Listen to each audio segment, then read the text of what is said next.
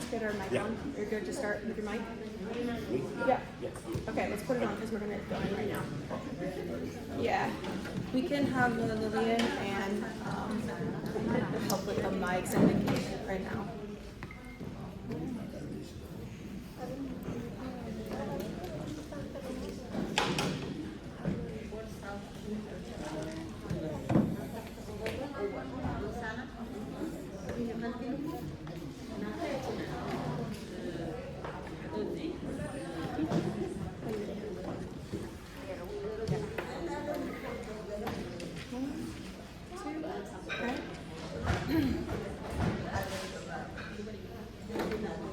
Hello, everyone. Hello. Good morning.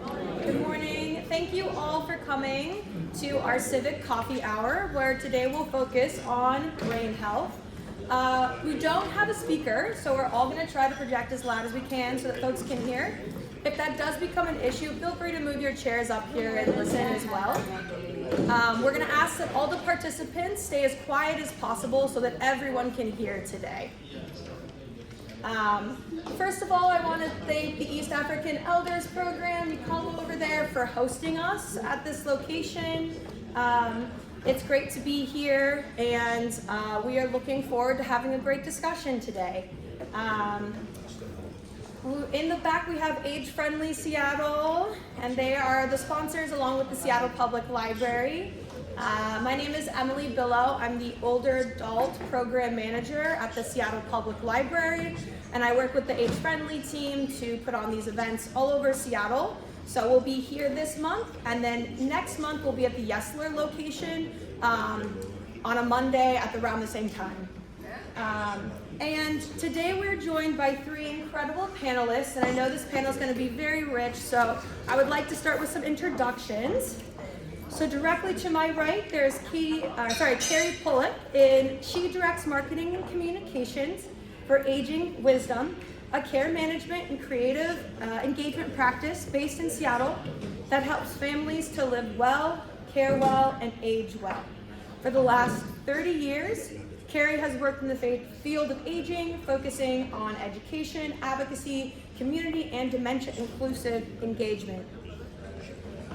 She is an active volunteer with the Finney Neighborhood Association and Street Youth Ministries, Seattle. All right. And then next we have Katie Zelter, and she is the program manager for Dementia Friends Washington at the University of Washington Memory and Brain Wellness Center, and the project lead for the Memory Cafe expansion project in Washington.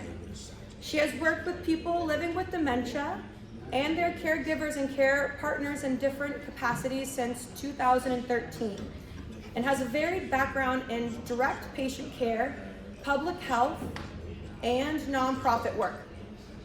Katie also serves on the Dementia Action Collaborative Public Awareness and Community Readiness Subcommittee.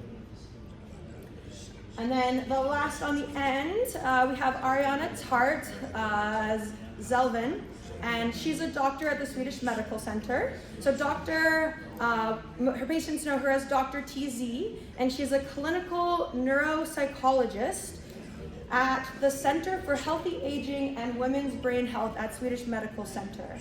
In this role, she primarily supports older adults with neurodegenerative conditions and neurological disorders. Dr. TZ is committed to dementia prevention, working diligently to assist her patients in mitigating cognitive decline associated with aging by employing neuropsychological assessments and principles of lifestyle medicine. She provides guidance to individuals living with dementia and their support systems, facilitating effective navigation of the challenges associated with aging. Wonderful, so we have a great panel today. I'm gonna sit down now. And to start us off, Carrie, from your perspective and what you do with Aging Wisdom, what does brain health mean? Well, I think brain health is supporting our brains. Louder? Yeah. Oh, really? Okay, I'll speak louder. Sure. when I think, are we ready to go? So thank you. When I think of all the things that our brains do, so it's thinking, it manages or helps us with our vision, our hearing, problem solving, our emotions, decision making, language, memory, heart rate, breathing, our personalities, even swallowing. Anything we can do to support all of those functions is part of our brain health. And where I work at Aging Wisdom, that's kind of the core of everything we do, is we help with brain health in terms of our clients' well-being, their quality of life. We had a spill, We have a water spill. spill up here. Thank you. So we look at all of the factors, you know, the psychological, the social, the environmental, the physical, and we do what we can to support our clients' brain health. So, Thank you. Yeah. I like that. Thank you so much, Carrie. And to kind of still kick us off, we're all going to kind of ask Katie a very similar question. So, how would you define brain health, and what steps is your organization, Dementia Friends Washington, taking to educate the public on brain health? All right, so when I think of brain health, to kind of build on what Carrie has just shared, I'm thinking of the things that our brains are responsible for. So the brain is our body's control center. So our brains help us with so many different tasks, and you know, we can keep our brains healthy in different ways. So physically, how do we keep our brains healthy? We want to eat well. We want to do what's good for our heart, because that's good for our brain. That keeps the blood flowing through our brain. And exercise is also good for that reason. So there's the physical way to keep our brains healthy.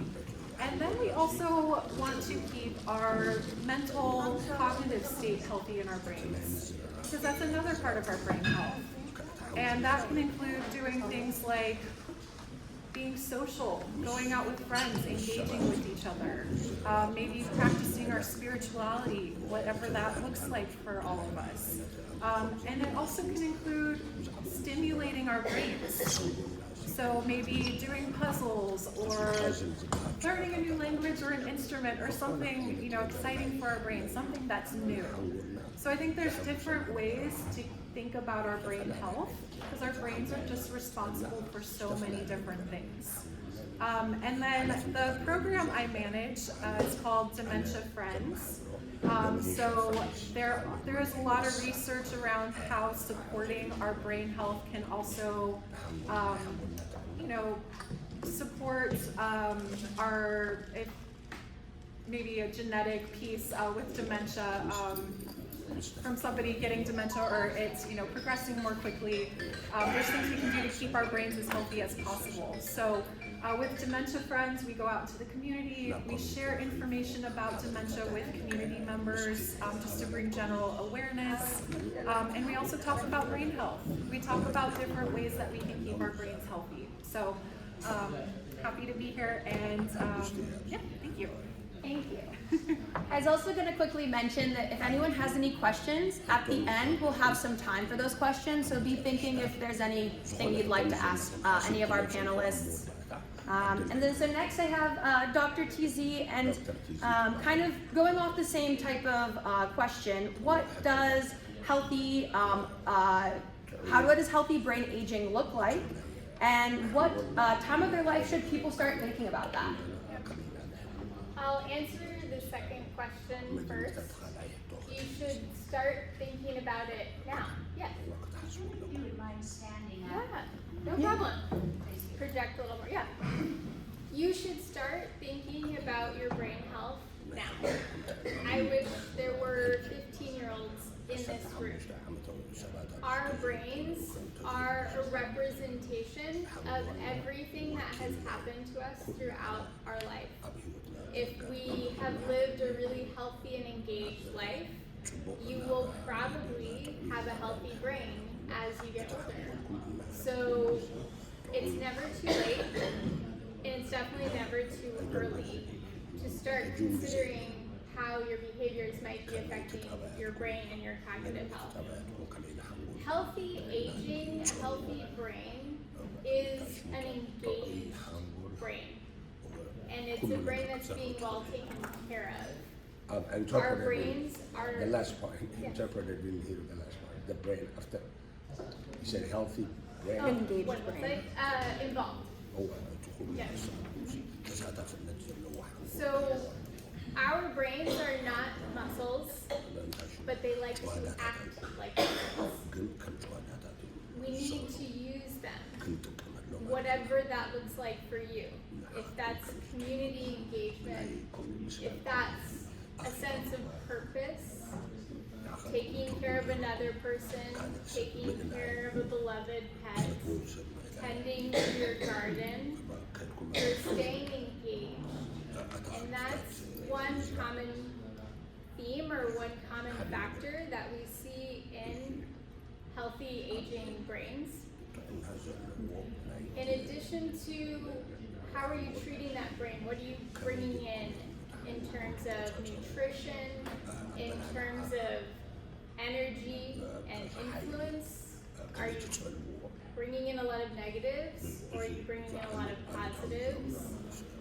We often see individuals with a more positive outlook have a better, more positive, healthy progression as they get older. So start thinking about your brain health now and try to remain active and engaged so that you're using your brain as much as possible. Thank you, Dr. TZ. Next question we have is again going to be at Carrie.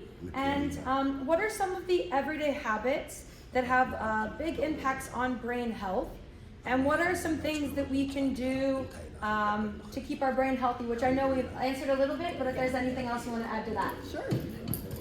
Would you prefer I stand then? Does that work best? Okay, all right. So I might repeat what's already been said, but there's nothing wrong with that because to emphasize these things is really good.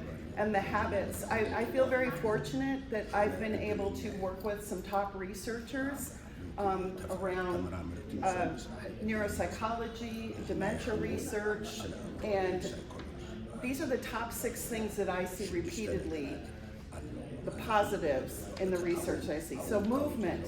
I love that when we came here first thing this morning, you were dancing, you were moving.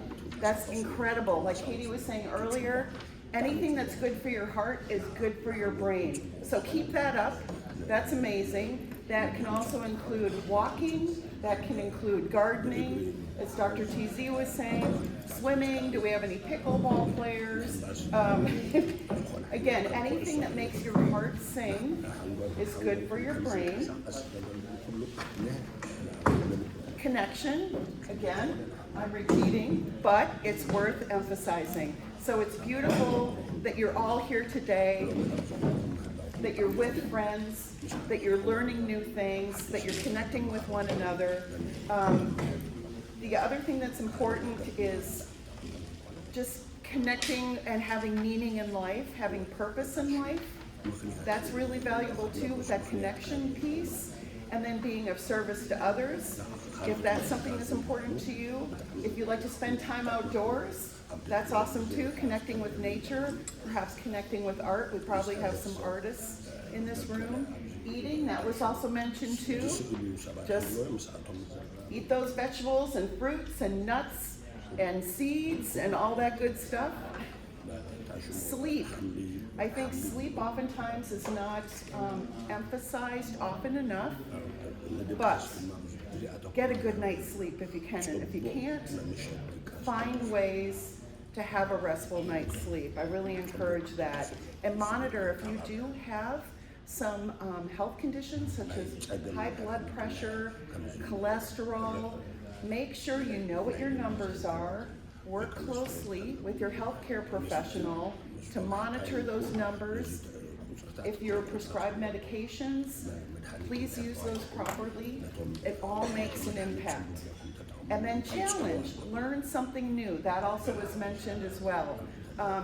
Myself, it's technology. I'm trying to get comfortable with certain aspects of technology and really stretch myself and not be afraid to learn new things, because I know what it does. It builds new neural pathways in my brain, and it is contributing to my brain health.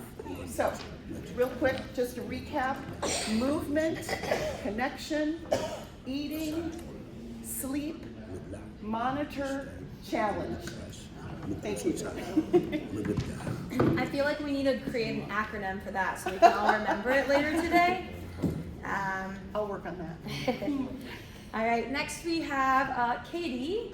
And so let's talk about maybe some misconceptions that people might have around brain health. What would those be? All right, I'm gonna stand up too. So I feel like when I'm out in the community, I'm talking to different community members, we're talking about brain health. Sometimes people will share with me that they think they have to do this big change in their life. That is a misconception. There are a lot of things that you are probably already doing that can contribute to good brain health. And then there are a lot of things that you could add in that are not going to be huge obstacles or big challenges necessarily. It could be something as simple as when you're feeling stressed out, taking a deep breath, taking another deep breath. And that right there is so good for you. And I, to what Carrie was kind of talking about with the different components of things you can do to keep your brains healthy. When we talk about physical activity, for example, that doesn't mean necessarily that you have to go out and run a marathon. It could be something like gardening. Just anything that gets your body moving, your blood moving, maybe you stretch a little bit, you're working on some strength. These are all really valuable, important things. Another thing I'll add in is that brain health, as we've mentioned, our brains are responsible for so many different things that we do. Again, there are control centers. It is very important to do things like get your hearing checked and get your vision checked. These actually also support your brain health. So very important to check in with the provider about that.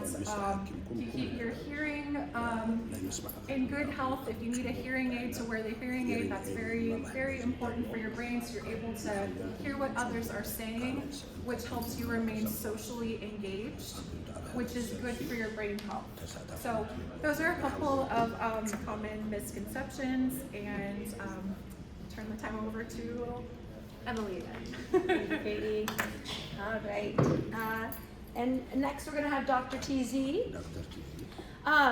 What are some of the early warning signs of declining brain health that people often ignore? And maybe you can even just talk about what declining brain health means in general. Declining brain health means that your brain is not able to do what it should be able to do given your unique factors. How old are you? How much education did you have? What did you do for work? We have established criteria of what individuals should be able to do from the perspective of memory. What's the average memory? Processing speed. How quickly should your brain be processing information? Language. Should you be able to understand certain words? Should you be able to produce certain words?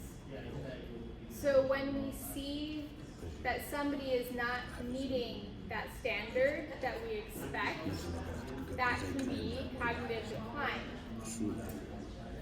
Often people think the first sign of cognitive decline is a bad memory. Somebody forgot where they parked their car. So did I the other day. Somebody forgot the name of a well-known actor. So did I the other day. Usually, we don't see a decline in memory first. As we get older, people become more sensitive to normal forgetfulness. When I forget where I parked my car, no one makes a big deal.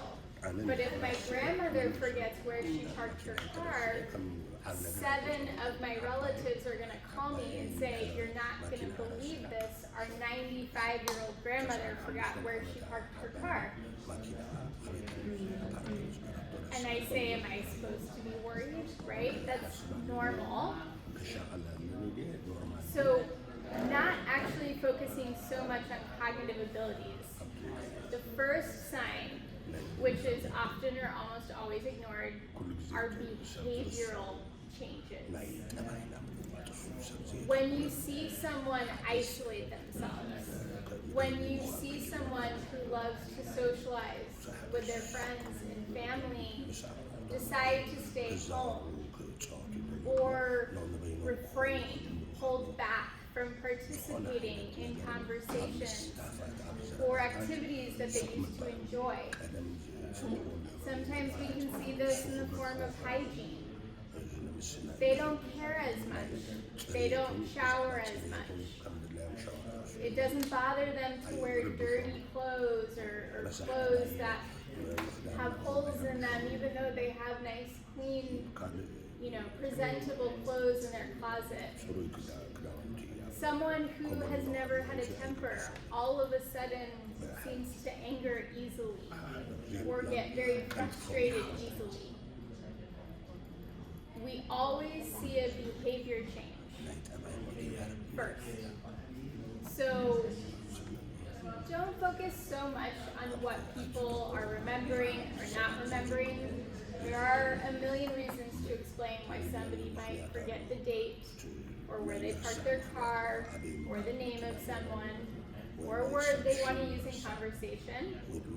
There are plenty of reasons why someone may not notice the water bottle that's right in front of them when they're looking for their water bottle. Doesn't mean they have dementia all of a sudden. We all do that. But pay attention to your loved ones and listen to people that you love and that you trust. If they say, "Hey, I've noticed you're acting differently," that's actually when you need to start paying a little bit more attention. And to see, is this going away? Was this an isolated, temporary change in them? Or does it continue? And if it continues over several months, that's when I would start to show concern.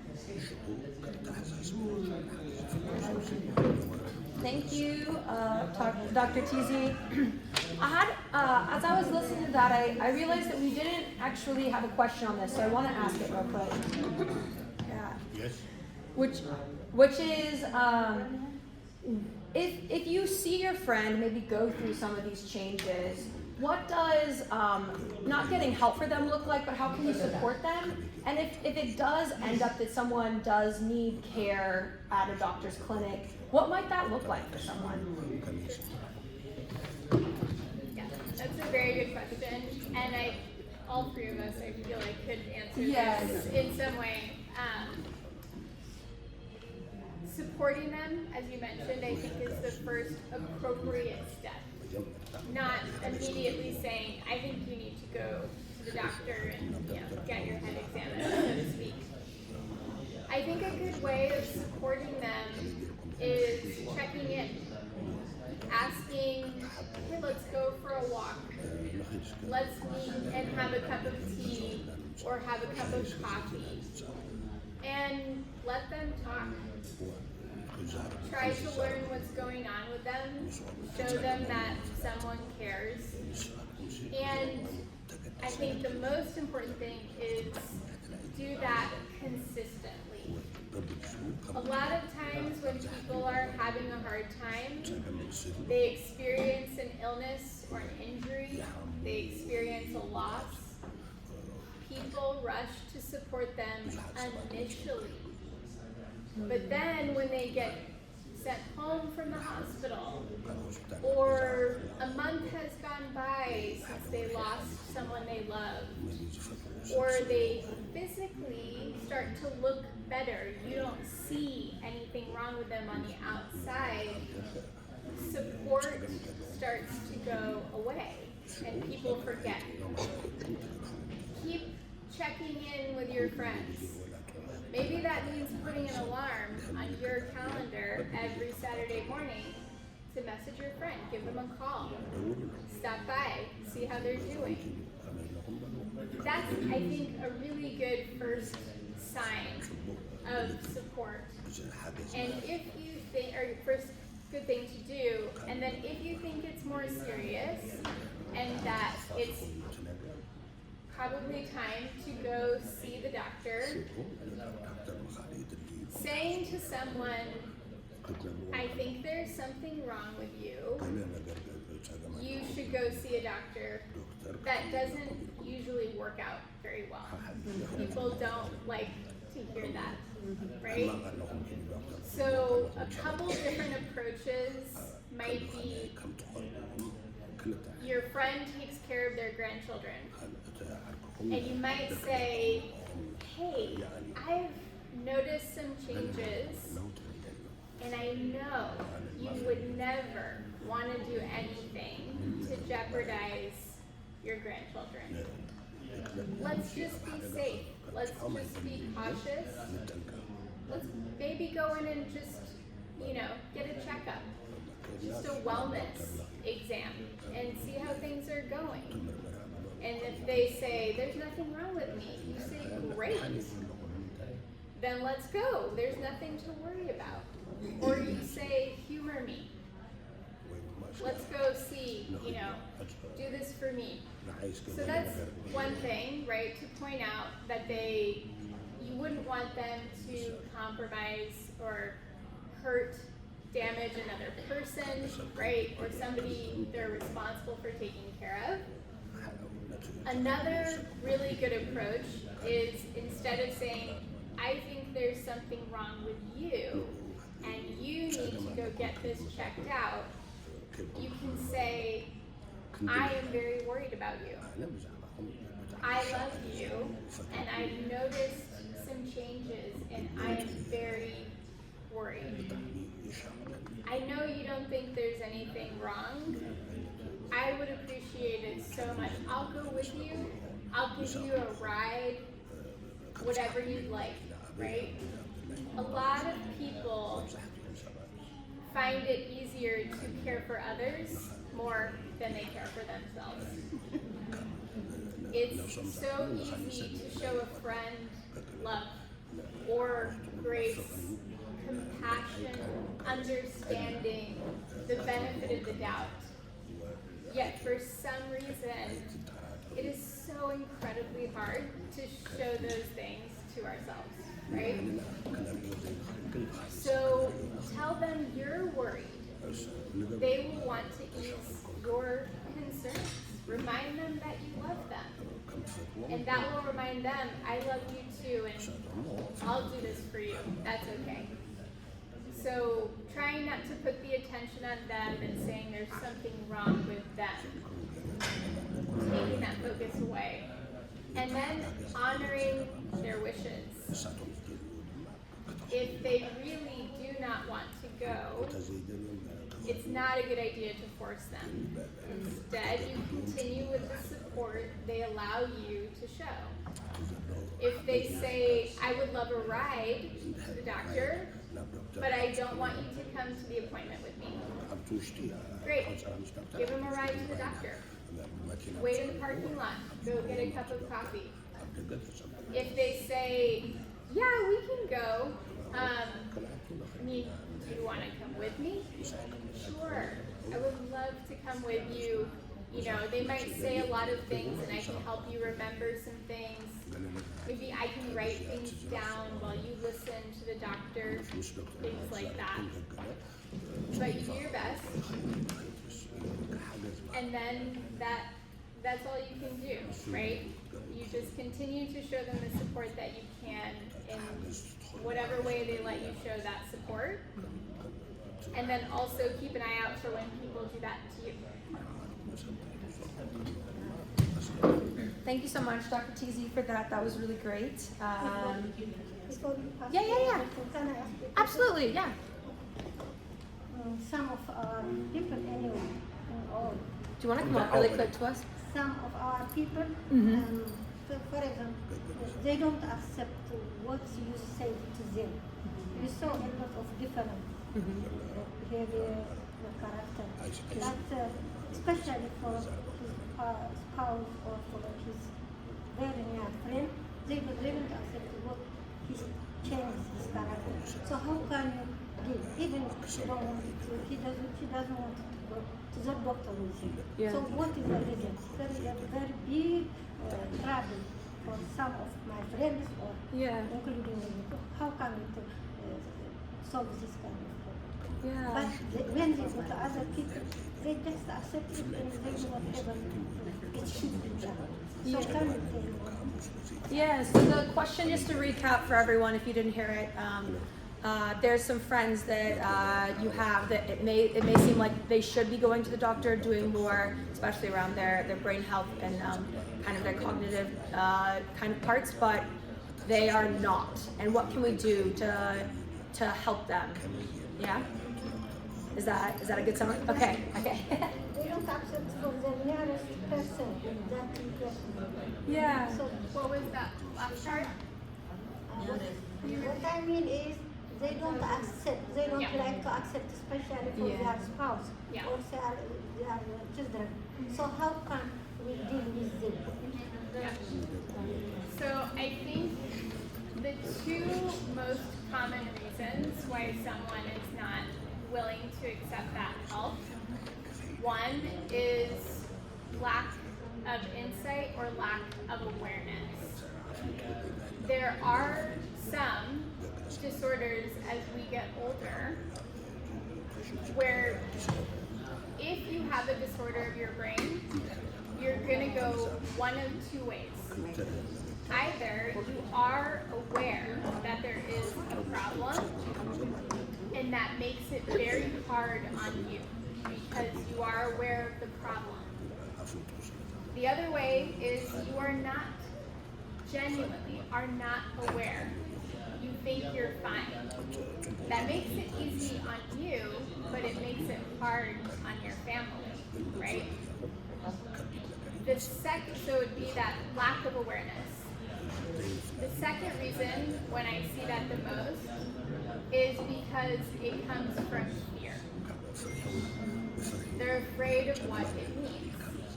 I have so many patients that do not want to go get their hearing checked because maybe they need a hearing aid, because our community, our society, our world has now told people that means you're old. That means you're declining, right?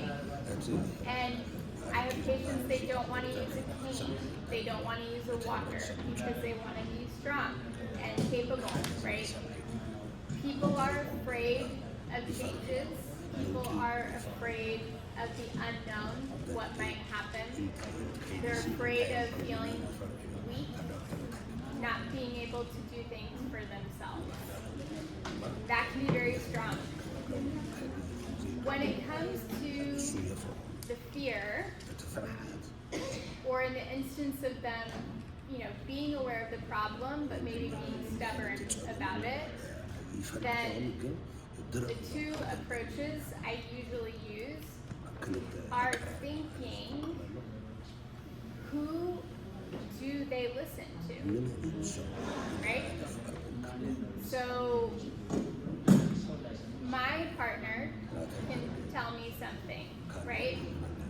If my best friend of over 20 years tells me the same thing, I'm going to receive it differently, right? If my partner and I would get into an argument, and I think I'm right, that's why we're in the argument, and they say their reasoning, right? We go back and forth. And then I call my best friend on my way home and I say, can I tell you about this? And my best friend says, I love you and you're wrong. I say, really? And she says yes, and she explains it, right? And she has no agenda for me. She's not in a relationship with me. She's just being honest. And I'm more open to hearing that other perspective. And so maybe then I go home and I apologize, right? I acknowledge that I'm wrong.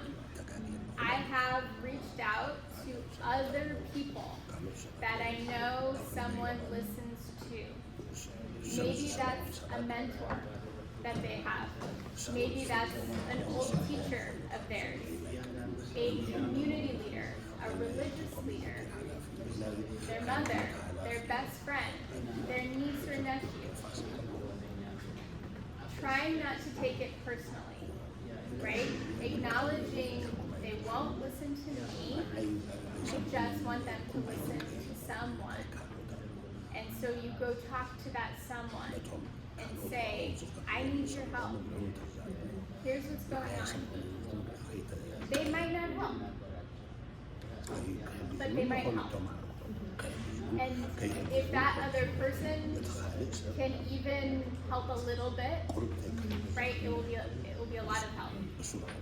In the case of someone who does not have that awareness, they are already experiencing those cognitive weaknesses. It doesn't matter who tells them the problem, because their brain is no longer able to process that logic, the reasoning, right?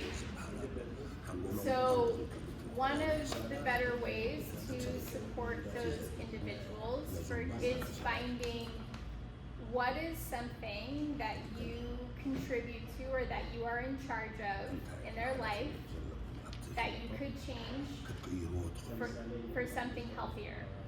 So if you are in charge of cooking for them, maybe add more vegetables to their plate. Maybe switch to fish or lean proteins instead of a lot of red meat, for example.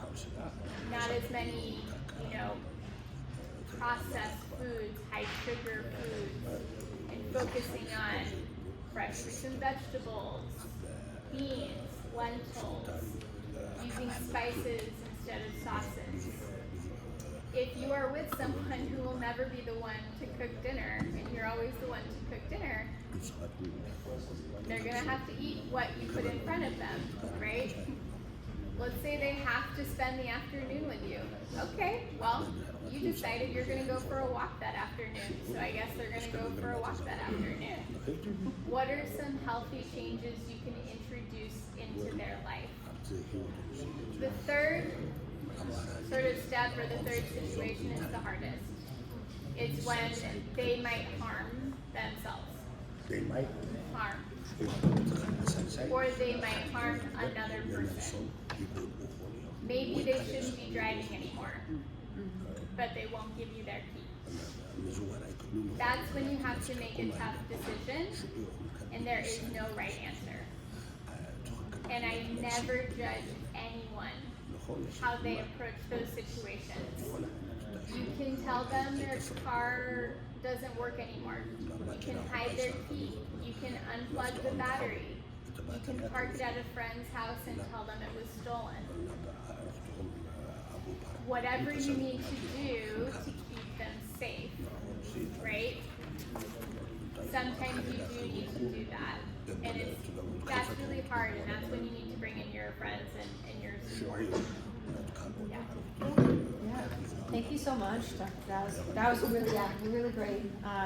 We have about 10 minutes left of the panel. So I'm going to do one kind of major takeaway that each of our panelists would like to share with you before we wrap up. And then we'll open it up to a few questions. I'm sure there's some people who have some things they'd like to. And then we'll make sure to stick around when we're done for a few minutes if you have maybe a personal question or something that you'd like to ask anyone. And so, yeah, we'll start with what's maybe one small, realistic step that you can put into your week to improve your brain health, or what is maybe a major takeaway, and what is a major takeaway that you would like everyone to walk away with here today. And feel free, anyone can go first. Yeah. I'm gonna say movement. And so I was really encouraged when I saw everybody with the exercise class. And that's my number one thing that I personally, as a senior, am going to be incorporating more of into my life. You know, the weather is actually, this winter has been quite warm. And I don't have those excuses I usually do to not get outside and walk. So I also have a couple of friends that I enjoy walking with, so there's that connection piece too. And then also, by scheduling regular walks with my friends, I also have that accountability. So if I know my friends are depending on me, I'm less likely to go, I don't feel like it. No, I will go have a walk because I'm going to be spending time with my friends and we're going to be outside enjoying one another's company. So keep up the movement. Yes. Let's see. For me, I think one small thing that I am trying to do already and will continue to do is be more social. I actually am a very introverted person. I don't love going out and being around a lot of people. I like being here. But it's hard for me to be social just because that's not really my personality. But I know how important that is. And so I'm trying to find time every day to talk with a friend for maybe 20 or 30 minutes. On the weekends, I'm trying to plan things with my family and friends. Even if it's just an hour activity that we do together. Maybe it is doing something like going for a walk. Maybe going out and getting something to eat. But that social piece is so important for our brain health. It's so important to have that connection. We are social beings. We need each other. We need our communities. So that's something that I'm going to work on. And then just one takeaway, every step, everything that you do, whether it's a small thing or a big thing, can contribute to your brain health. So nothing is too small. You can take steps today to keep your brain healthy and to make changes. And you're already doing so many wonderful things, I'm sure. And I also just want to comment on the exercise. When we came in, I had just gotten out of my car from sitting in traffic, and I was like, "Oh, I need to stretch. I want to do the exercises too." So I really appreciated that. Thank you. You should do what they both said, definitely. In addition to focusing on eating well, sleeping well, and staying engaged in movement, I guess my encouragement for you this week is to change or shift your perspective on aging. I want, instead of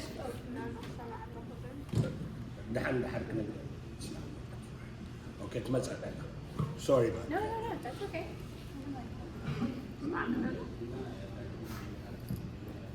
Good.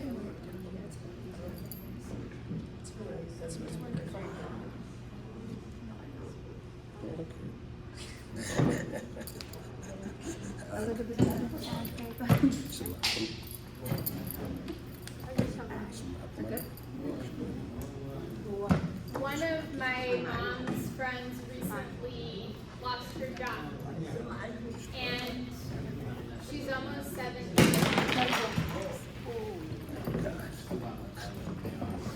You can keep going. Okay, sorry. I have my own relationship with her, and she said, "Who's going to want to hire me? I'm so old." And I said, "What are you talking about? You're so wise." And she said, "But there's all this stuff I can't do." I said, "But there's so much more that you can do." But they want someone young. And I said, "Why?" They need so much training. And they're impulsive. And they haven't learned life lessons. Come closer? Yeah, if you can come. Come closer? Sure.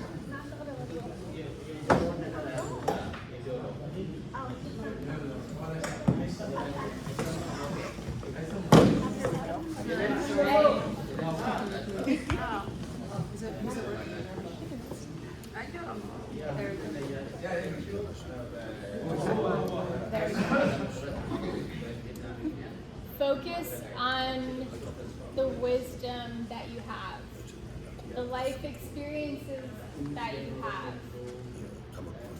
Try to focus on all the things that you can do rather than what you can't do. Instead of saying, oh, I have to drive to the grocery store, change one word. I get to drive to the grocery store because you're still physically and cognitively intact enough to drive to the grocery store. I have to clean the house. I get to clean the house because I have a house to clean. And because physically I can do that. Can't remember, I have to call my friend later. You get to call your friend later.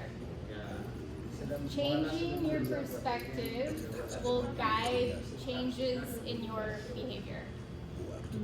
So this week, just thinking about what is one shift that will allow you to think more positively of yourself and your body and your abilities as you get older. Showing yourself that grace and kindness you would show to another person. And just trying to shift your perspective on what it means to get wiser and more experienced over time. That's my suggestion for the kids.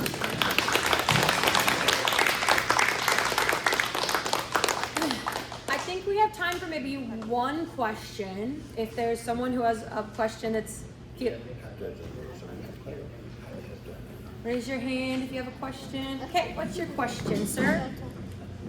My question is, thank you for coming. Please. I heard this, the losing of hearing or memory loss is yesterday by radio from what is happening in Australia, in Japan. They have a lot of problems amongst the people, to all, and even very, I heard it from a distance. No, I didn't see.